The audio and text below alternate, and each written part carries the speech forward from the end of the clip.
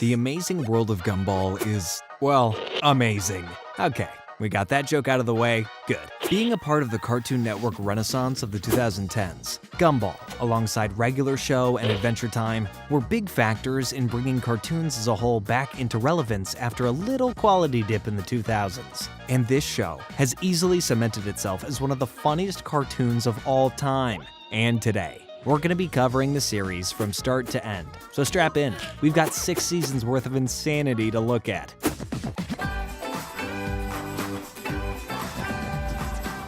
But first, some context. This is Gumball Watterson, a young blue cat who resides in the town of Elmore and goes to school at Elmore Junior High. He's got a loving family made up of Nicole, his uber-crazy but uber-caring mom, who's also a cat, Richard, a big pink bunny who's got a knack for being lazy, Anais, his hyper-intelligent 4-year-old sister who's a bunny as well, and of course, the family's pet goldfish, who's more like a brother at this point, Darwin, who since sprouting legs has become Gumball's best friend. There's a whole lot of other characters you'll meet in town of Elmore as well, all of whom are equally odd as the family themselves. But without any further ado, let's get into the recap. In the very first episode, The Responsible, Gumball and Darwin are reluctantly made babysitters for Anais as Nicole and Richard head off to a parent-teacher conference.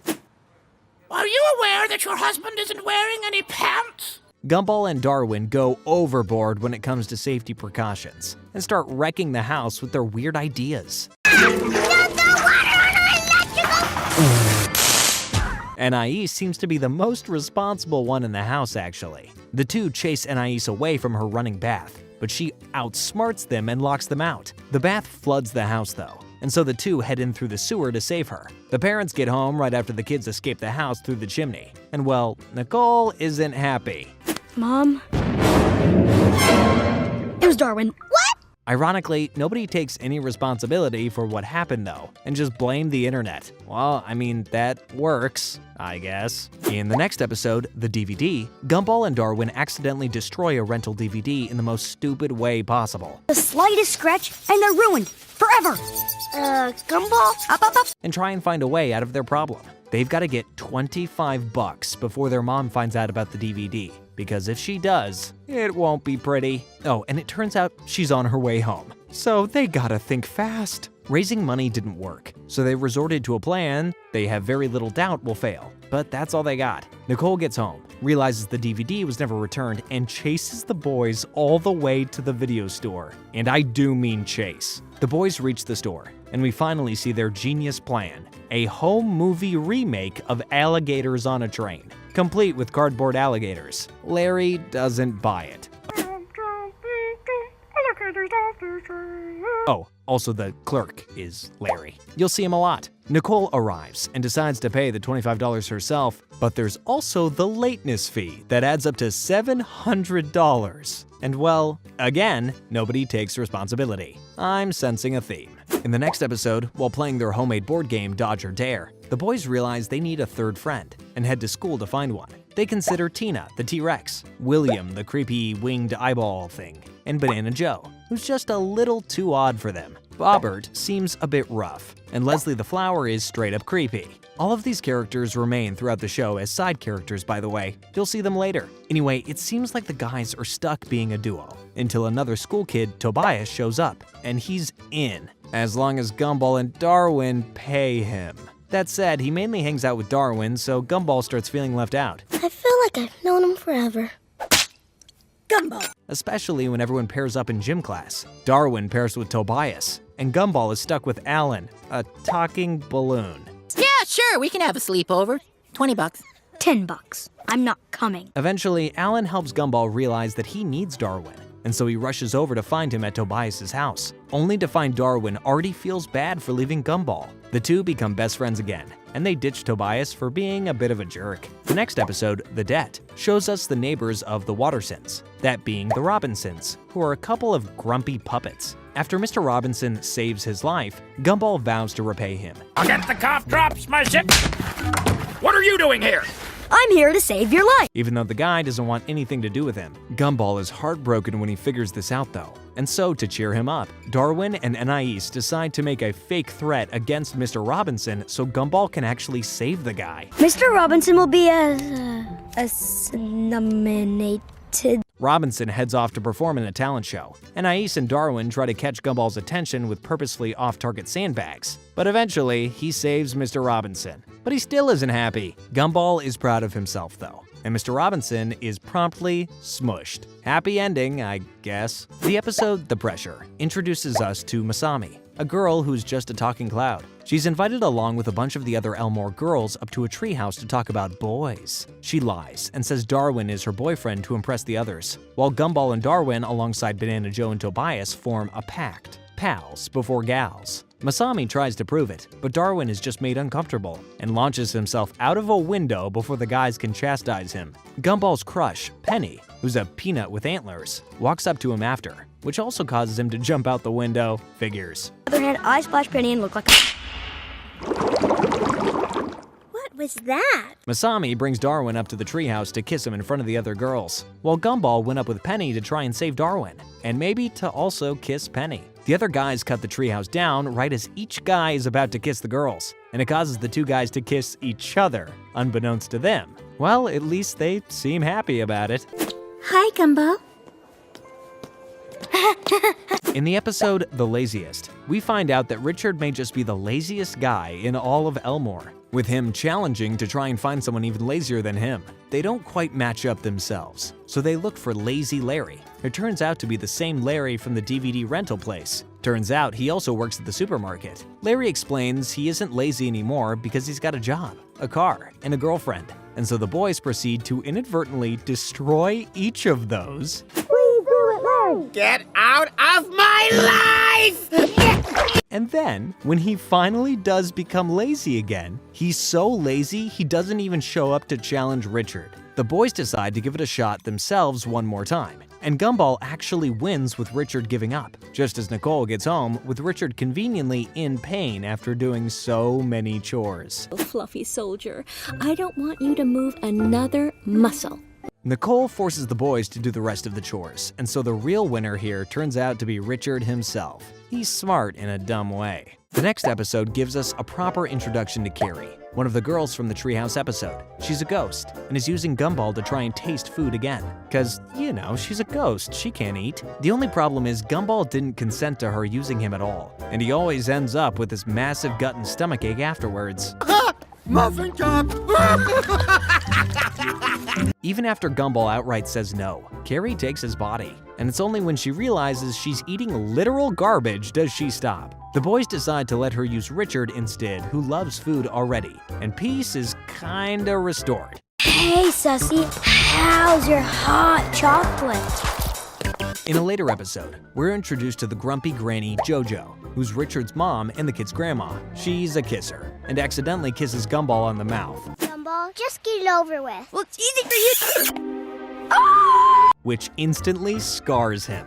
Darwin decides to try and help clear Gumball's mind, and takes him out to find a happy place, but his mind still fixates on that awful kiss. Darwin sets up a marathon of awfulness to try and push the Granny JoJo memory out, culminating with walking through the toe of one of the school's giant students, Hector. It works, and so he's able to present his cheek for a kiss goodbye from Granny JoJo, to which he's kissed on the lips again. Poor guy. Hey, I hear your grandma's in town. Give her a big kiss from me.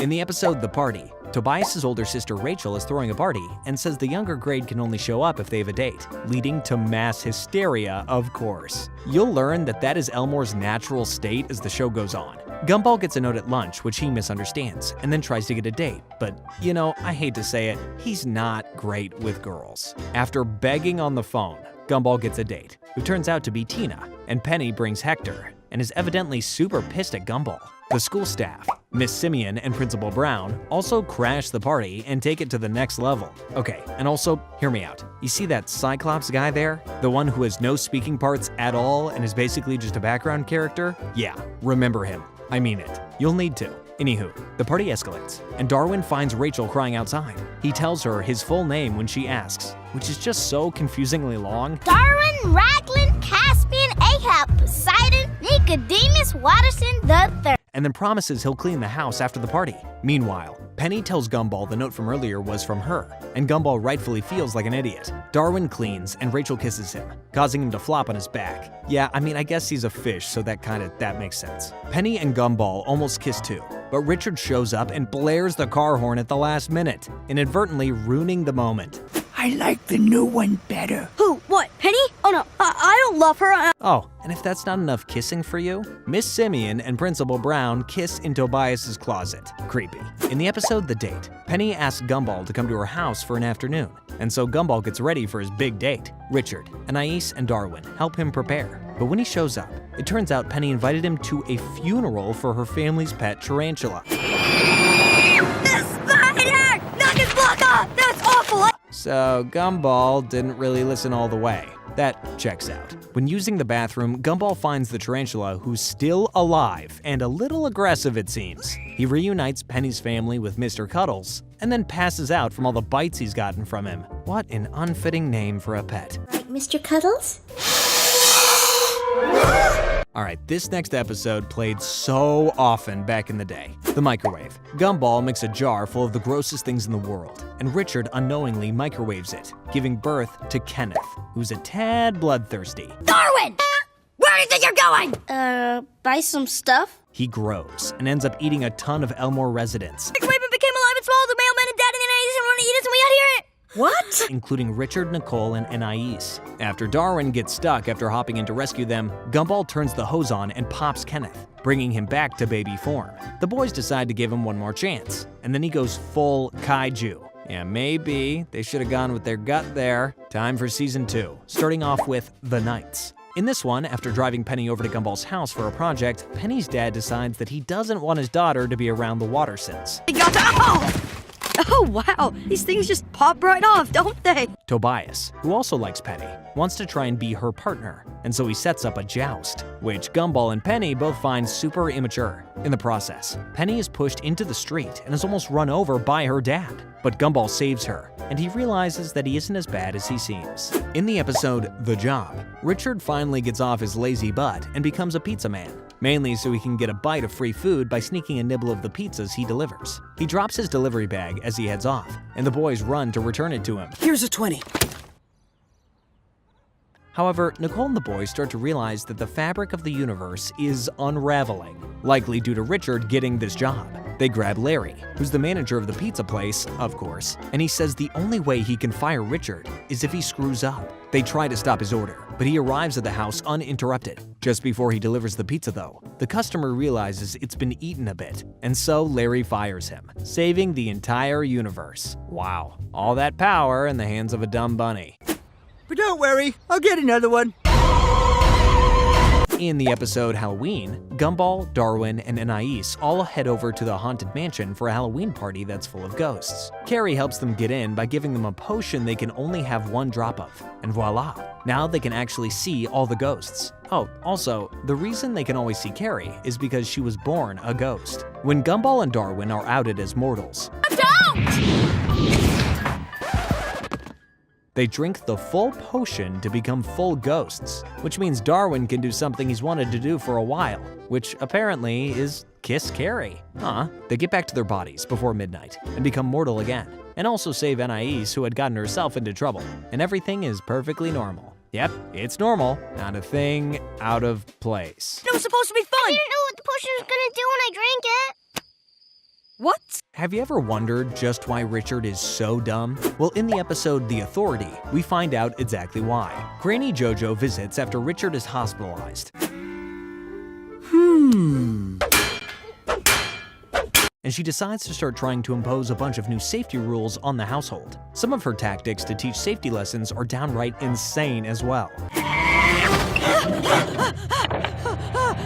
What?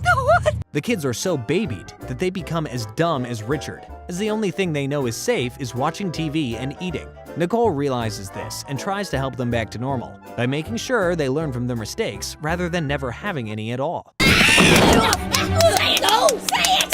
I'm a good mother! Richard takes the kids out in the car, but forgets how to brake. And only at the last second does Richard actually use his brain and remember where it is. The day is saved, and Nicole melts from fear. Because who wouldn't after almost getting hit by a car driven by a bunch of idiots who happen to be your family? The episode The Pony is weirdly important. You'll see why soon. So Anais has Gumball and Darwin rent a movie for her, and they're on a mission to get home to her ASAP to watch it with her because she seems upset. They run into someone who seemingly knows them, but they have no clue who he is. Rich? Did you just call me Rich like it was a question? Turns out his name is Rob, and he's been around before. That's the guy from the episode The Party that I told you to remember. But Gumball and Darwin didn't get the memo and forget about him once more after kicking him into the sewer. That is so mean. Long story short, they return home, but Anais doesn't even like the movie. So, yeah.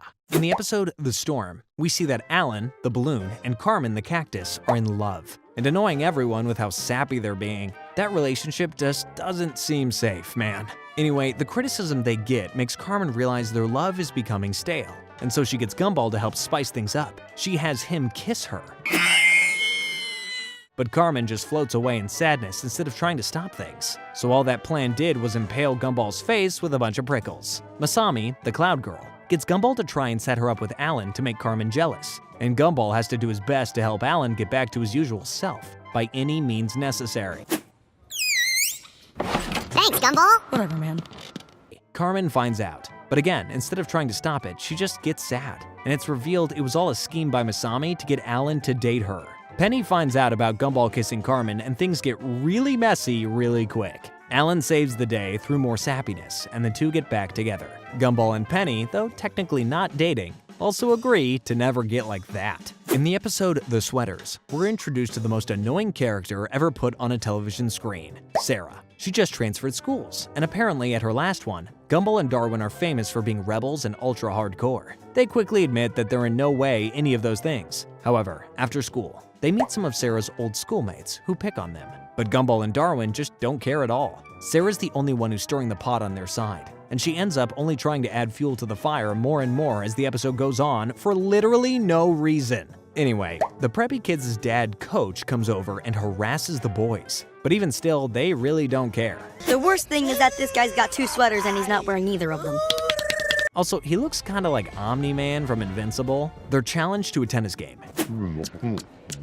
What? See you on the court, losers. And lose miserably. But hey, at least they showed courage by showing up. Yeah, this one's kind of going for an 80s sports movie vibe, and they are clearly as done with these tropes as the rest of humanity. This one's funny, but I hate the ice cream cone. In the episode The Finale, the Wattersons are going through a memory book and reflect on all their past adventures. You can even see when the house flooded in the very first episode, and then see how it went back to normal right after. Well, today, the Wattersons' actions are catching up to them. They've got bills to pay, school to redo, and jail time to potentially face. Wow. Eventually, they decide to just cancel out all the problems they're facing by making even more problems. This is for breaking us out of here. And this is for punching my husband. They bring back Kenneth and have him fight Hector the Giant from Gumball's school, and eventually have the whole town on them for everything they've ever done. The only thing that could save them is some magic device that resets reality itself, that being the classic TV show status quo. And so, the episode ends. Yeah, this one gets really meta at the end. Here's one of our first big lore episodes, titled The Void. Gumball and Darwin, along with Mr. Small, the school counselor, realize that certain things and people are going missing, and so they set out to figure things out. They find out that an old friend of theirs, Molly, is missing. She's the dinosaur girl who had the treehouse back in the season 1 episode, The Pressure. As boring as Molly? Mr. Small, are you okay? Of course! They go to her house, but it's nowhere to be found, and they soon realize the world folded in on itself. They go into the fold and find all the mistakes the world has ever made. And if you look closely, you can even see Rob. Still unimportant as always, I see. Classic Rob. They find Molly and try to get out of the void before it closes. Mr. Small gets them out via his van, Janice, which obviously is a mistake that belongs there, but I digress. Run him over. And all is well by the end. Until the gang gets their tinfoil hats sucked off and their memories are wiped of the experience before they can tell the rest of the world. Jeez. Here's a big change for the series. The episode The Shell. Gumball and Penny are the leads in a play, and during an improvised kissing scene, Gumball just straight up accidentally headbutts Penny, cracking her shell in the process. Oh my god. The two get ready to tell Penny's dad about it, alongside Darwin, who's there to help. But things don't go well. Mr. Fitzgerald, Penny's dad, wants to fix her, but she questions whether she wants to be fixed at all. She's grounded, and Gumball is kicked out. Kinda an ugly situation going on. Penny sneaks off to Gumball's overnight to tell him her dad is making her move schools. But Gumball convinces her to revolt and break out of her shell, which she literally does. You look Toilet bad. No, you look. Taking a bunch of different forms that correlate with how she's feeling. Gumball tells Penny's dad what's wrong with his thinking, but says to not beat himself up too much because parenting is hard, and essentially eases tensions with like 3 sentences. Turn my daughter into a monster!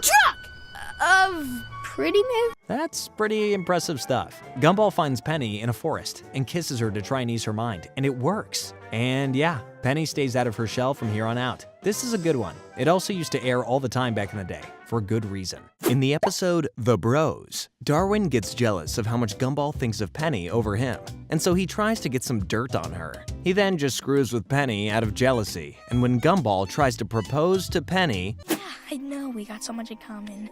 Be my wife. no, I'm not kidding. She says she wants to give him space so he can sort out his relationship with Darwin. To make it up to Gumball, Darwin decides to help set up a perfect proposal scenario, but it doesn't go according to plan at all. Gumball finally asks Penny to marry him, but she says she can't because they're too young. But she has an idea for what to do with the ring. She pronounces Darwin and Gumball to be bros. See, that is a real bromance right there.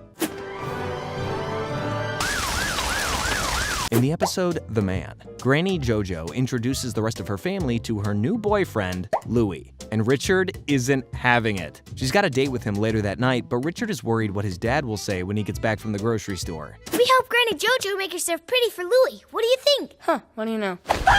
Apparently, he left to get milk 42 years ago and hasn't come back since. Granny JoJo eventually comes clean to him, though, and explains that Richard's dad is never coming back, which he then comes to terms with and admits he was jealous of Louie taking his mother's attention away from him. He then hugs Louie and the whole ordeal is smoothed over. And yep, Louie is here to stay, just in case you were wondering. It's a shame about Richard's dad, though. In The Oracle, Gumball finds a bunch of paintings at a yard sale that prophesized moments in life before they happen. Who painted this? My mom. And the only thing that hasn't happened was labeled for today. Spooky. So yeah, he's got to worry about getting stripped at the mall somehow, despite his plan to stay home all day to prevent his fate. Gumball is forced to go to the mall by his mom, and things start to shape up more and more like the painting. Gumball decides if it's gonna happen, it'll go down on his terms. And so he takes off all of his clothes and accepts his destiny. To end things off, we get a look at the next painting, which predicts some real ominous stuff in the future of the Watterson family. That can't be good. Yeah, Richard, stop that now, please. For our last important episode of Season 3, we've got The Nobody. Can you guess who this one is from the title alone? The episode starts with Darwin and Gumball being accused of stealing the rest of the family's personal belongings and being grounded because of it. They both know neither of them did anything and realize someone has got to be in the house with them. What secrets may be hiding? Oh! The two eventually find a secret room in their living room and figure out that Rob has been living there for months. After a super intense chase scene, Let's run the scary! they reach him and he explains he's nothing. They try and make him something by coming up with personalities he could have and land on a villain personality. And so, Rob fittingly remembers his evil origin story. He was left behind in the void back when Gumball and Darwin went to save Molly, and was only able to escape by clinging to the back of Mr. Small's van, which deformed him in the process. Now he'll try and get revenge and be the Wattersons' mortal enemy, which Gumball and Darwin just don't care about. Some things never change, I guess. To kick off Season 4, we've got the episode The Nemesis. And Rob is starting to try and fit into his evil villain role. But not having any luck, Gumball and Darwin decide to help him out and give him the evil name Dr. Wrecker to start him out. And they help him with an evil voice and costume. Again?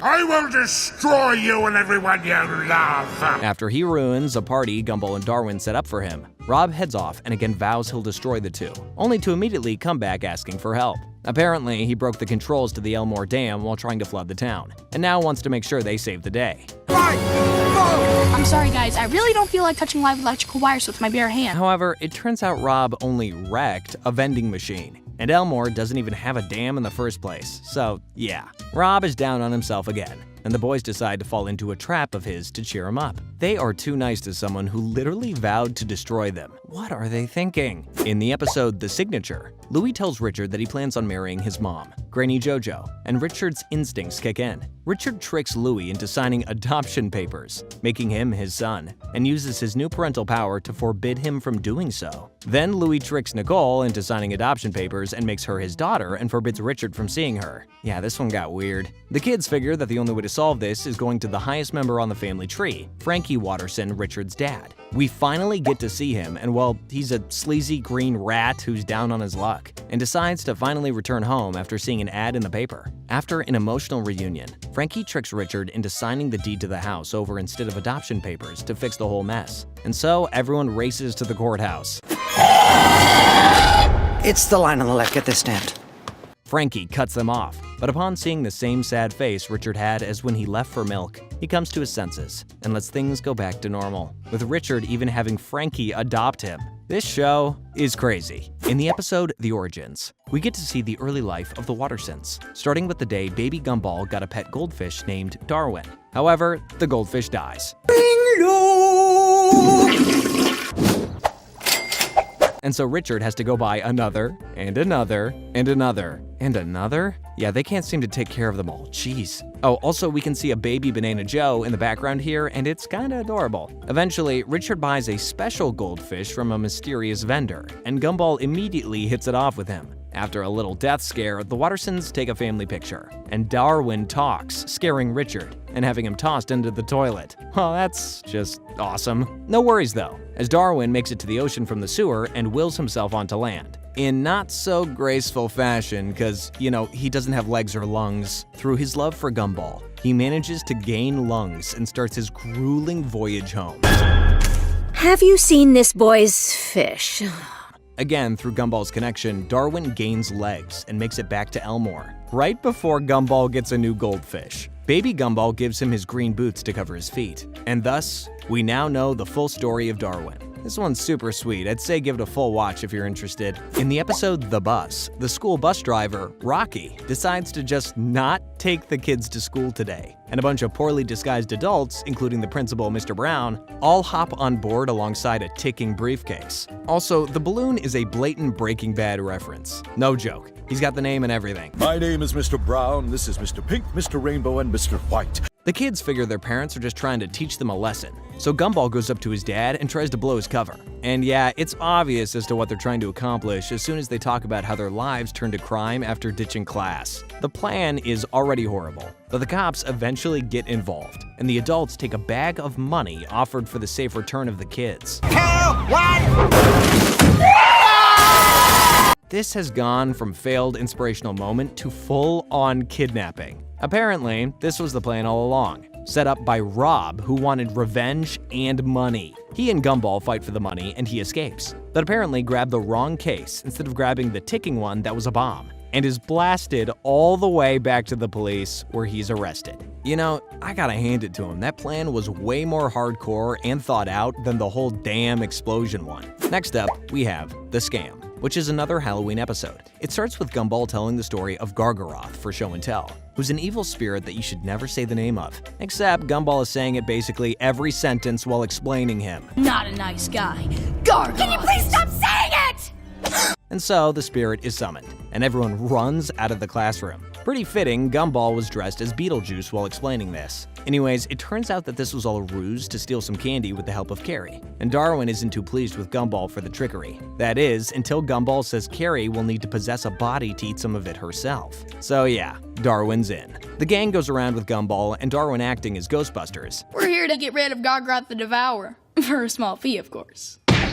And Carrie haunting up different portions of the school, and leave the place just as actual Gargaroth shows up. The Wattersons are called back to save the place, and Carrie explains that a hero has to sacrifice something to banish him. So, in this case, it's gotta be Gumball and the candy. He sacrifices all but one lollipop, but eventually gives in and just throws it to him after Carrie almost has to marry the guy. The episode ends with Carrie and Darwin setting up a date later on, but Gumball's a bit burnt out on ghost stuff after all that and drags him away. In the last episode of Season 4, The Disaster, Rob manages to get out of jail and now has his hands on a universal remote for the actual universe. So now he's going to use it to get revenge on Gumball for everything. Oh, also the episode starts with the Wattersons singing to the theme of the outro of the actual show, which is pretty weird if I do say so myself.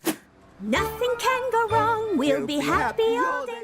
Anyways, Rob uses the remote to agitate Gumball's family one by one, with Darwin getting his feelings hurt by subtitles. Nicole and Richard getting a full-on divorce thanks to the parental filter being turned off. That's clever. I'm getting a donut and she's getting a better husband. What? Anais getting lost due to the brightness being turned down, and Penny getting shoved off a balcony thanks to the fast forward. Also, Gumball accidentally kisses Sarah right in front of Penny while the lights were out, meaning Rob is literally ruining everything Gumball cares about. I said I would destroy you and everyone you love. Rob says that once Gumball is gone, he'll be able to be whatever he feels, because it'll no longer be his amazing world, with him even saying none of this is real. Hold on. What does he mean by that? What? He and Gumball fight, but eventually, the remote's batteries die, and so Rob chucks it into the void, causing Gumball to go in after it. Eventually, while falling through the void, the same one Rob was trapped in by the way, he catches the remote, fixes the batteries, and rewinds to give himself a second chance at the day. Wow. This episode was freaking awesome, while managing to still be as funny as the show usually is. This is awesome. Break it down! Here we go. Season 5, Episode 1, The Rerun. So after Gumball hit rewind in the last episode, he's reliving the events of the day, but this time with the knowledge of what's gonna happen. He rearranges the letters in his subtitles to tell Darwin about Rob, and then launches himself at him to prevent anything from happening to his parents. Rob accidentally hits rewind though, and de-ages Richard and Nicole until they're babies, which causes the kids to start disappearing because they were never born. Anais is first to go, and Gumball and Darwin forget about her due to her just technically never existing. And then, right after Darwin shrinks back into the normal goldfish he used to be and full-on just dies. That is brutal. And then, to cap things off, Gumball still ends up pushing Penny off of a balcony. Wow. You have only yourself to— You know what? Save it. I've heard it all before. Gumball and Rob go back to fighting, with Gumball winning and pushing Rob back into the void. He feels bad, though, and rushes in to save him, with Rob running off due to his general pettiness. Gumball changes the channel at a point too, which he seems pretty perplexed by. He finally catches up to Rob, but is shrinking fast. Rob rewinds to the point where he had Gumball just outside of the void, and admits he can't do it because Gumball was hard to hate. And he realized that especially when he rushed in to try and save him, he rewinds the entire day back, and everyone yet again forgets about the day. Sorry, but you In the episode The Outside, the Wattersons head off to go visit Richard's dad, Frankie, who lives in a dump. It could be worse. He could live in that. Hello, Wattersons! They figure he had to be in prison with the way he lives, and so to try and get him back on his feet, Anais decides to get him on a prison-esque daily routine, starting at their house. Everyone is taking the thing real seriously and playing their role. Too much. Sorry. Except Richard, who's using the time to bond with his dad, because prison is the best place to do that. Right. Eventually, Frankie gets fed up and tries to leave, but is electrocuted by the doorknob and is knocked out. The Wattersons are kinda crazy. Frankie wakes up handcuffed to Gumball, and the two jump out of the window of his room to escape. Eventually, the others catch up, and it's revealed that he actually never went to prison, and was instead fleeing from 3 days of jail time. Okay. He's offered to stay with the Wattersons as a token of apology, but after what he just endured, he's not interested. And then he's sent to actual prison by a cop who was chasing him for suspiciously running away in striped clothes, handcuffed to a child. Poor Frankie, honestly. I mean, he's still kind of a scummy person, but still. In the episode The Matchmaker, after Gumball walks in on Darwin singing some emo love song, he ends up over to the computer and finds a picture of Terry, a paper bear girl from school, and he figures he must be into her. He goes to Carrie, the ghost, for help, and even admits he figured Darwin liked her, but the photographic evidence proves otherwise. Carrie is obviously a little saddened by Gumball's news. Gumball's first idea is not a great one, with him figuring that since love is supposed to be like a life or death situation, he's got to put Terry in one. Yeah, that's not a good idea. I don't think there's a cure for that.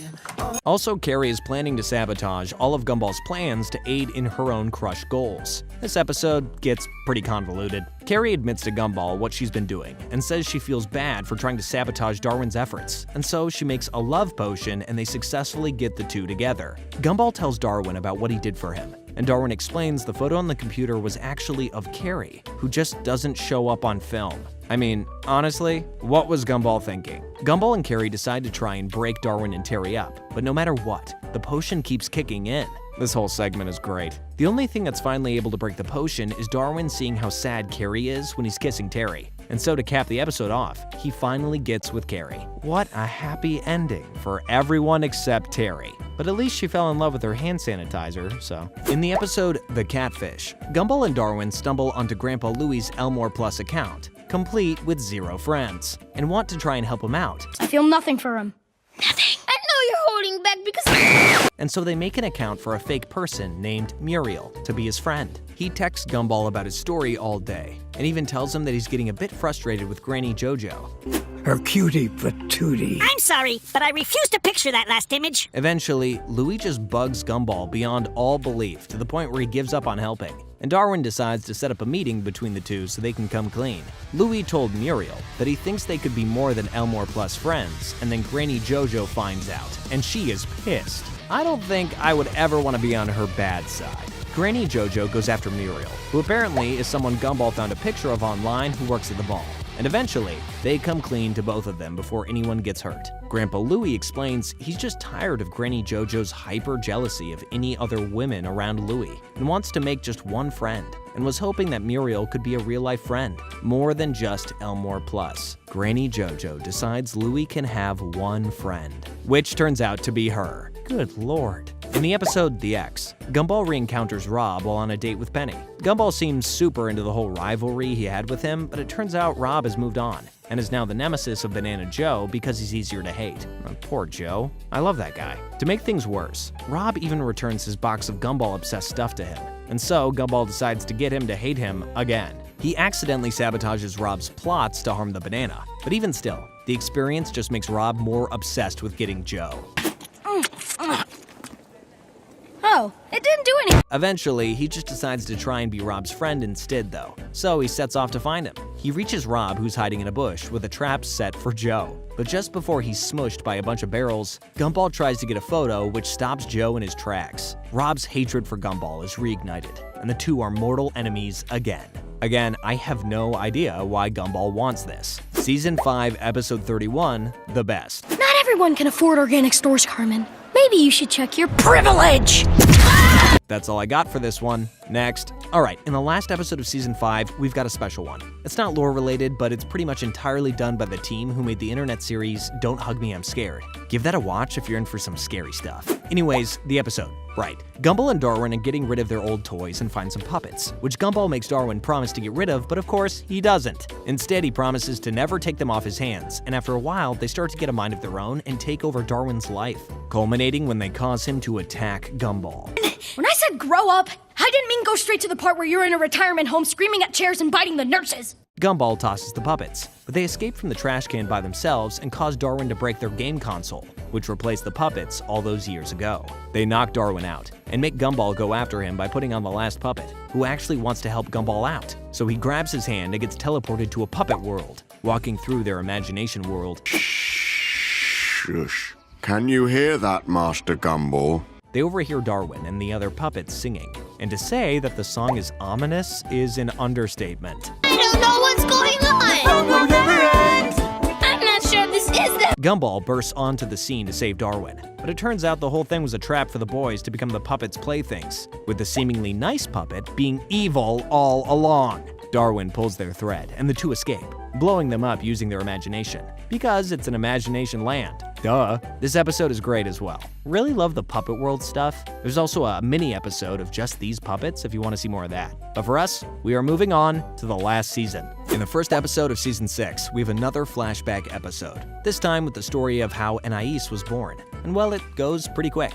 As they go through a drive-thru for a hospital, Anais is delivered, but obviously kinda evil, and she immediately chucks Gumball and Darwin out of the car and onto cement. How does a baby have that much strength? Jeez. Anais keeps trying to hurt the two boys afterwards too, putting them in a way of oncoming traffic and even tricking the parents into thinking they hit her. I'm gonna go for a drive.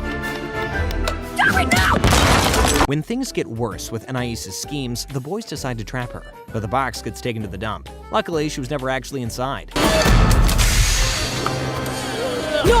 You have to save her! The boys make sure the box isn't hurt, but when they finally reach safety, they find she isn't there. She almost shoves the boys into an incinerator, but they hug her first and she eventually drops her evil ways and even says her first words. Gumball did it. Right to the parents. Okay, maybe she's slightly evil still. In the episode The Father, Frankie returns for a visit with the Wattersons for a full family reunion to celebrate Vermin Man Day. The celebrations include bashing a piñata shaped like Frankie with a bunch of garbage inside rather than candy, and setting a model of him ablaze. Yeah, this holiday was made up by Granny JoJo out of spite, so Frankie takes the hint and walks away, to Richard's dismay.